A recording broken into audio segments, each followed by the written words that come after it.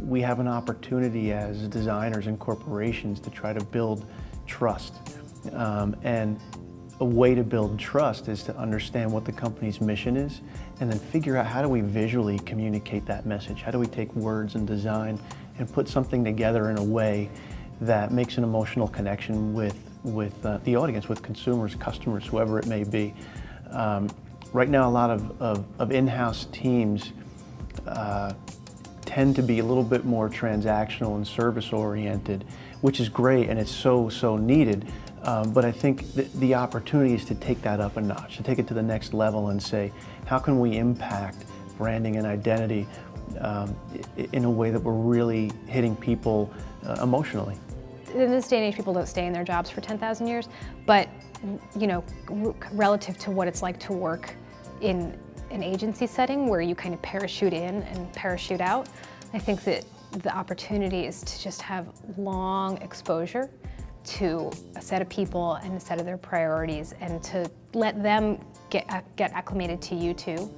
And I think that a lot of kind of interesting, unusual solutions can come out of that kind of back and forth. How does anyone find an opportunity? They listen to what's being said. They hear it in a lot of different ways.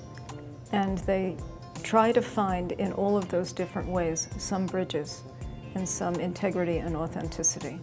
And I think in the question, what if, is the opportunity to engage the organization. What if you see that as an opportunity? My understanding of my user groups and my society says other things are happening. How do I make a bridge and dazzle you with my brilliance?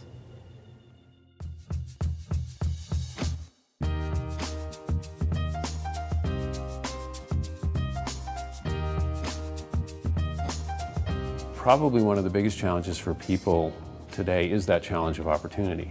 You know, today, as a designer, you're at a point in the corporate world you've probably never been before, where you know the elevation of design as a strategic tool is there, right? So now what are you going to do about it? You have to worry about that agency, right? And you have to worry about what work's going to them, but what work is coming to us. And you know, every time I meet somebody on the agency side, I say, wow, you know, you're my competition and you're my partner. And there's a relationship going on there that is a challenge, no doubt, but one that we need to sort of embrace. We need to understand, how do you work in an environment where there's an awful lot of competition, not just among the team that you work with, but outside of that team.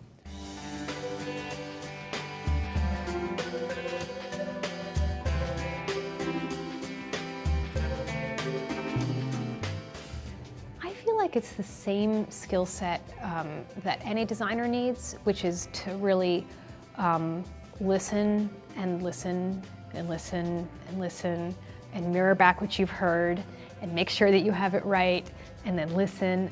It became very important to me, you know, beyond my skills as a designer, to learn how to write about it effectively and learn how to present ideas persuasively to people, you know, because again, you're trying to enlist other people into the cause. So knowing how to communicate about your work, you know, is almost as important as the work itself. We're involved with so many different pieces of the organization that you have to communicate really well. You have to build relationships and you have to be willing to give and take. And you have to know how to work with people. I mean, you really do. And you have to collaborate, sometimes globally.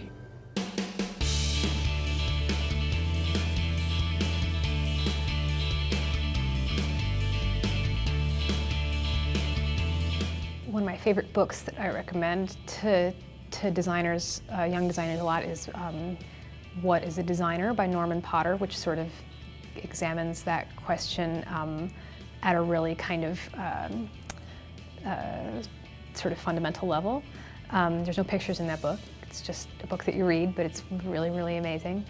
I subscribe to everything, Print Magazine and, Graphic Design USA, just so I have like all these trade magazines around, all the design annuals, whatever you can get your hands on, get it.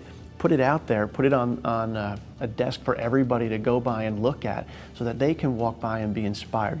I pull stuff out of these magazines and I hang it up on the wall, and I do things so that people walk by, stop and look and try to, engage with something and go, wow, I haven't thought about that, or look at that really cool piece of design, where'd that come from? Just to keep people sort of motivated and in touch.